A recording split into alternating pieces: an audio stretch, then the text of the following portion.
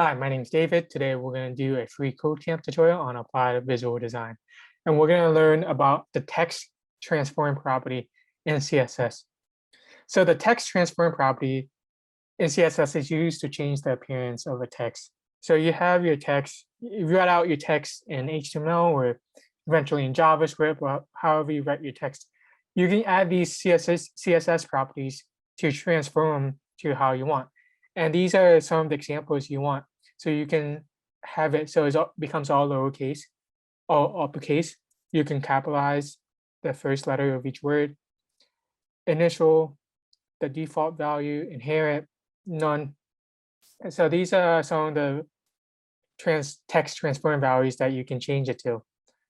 So for this exercise, you want to transform the text of the H4 to be uppercase using the text transform property.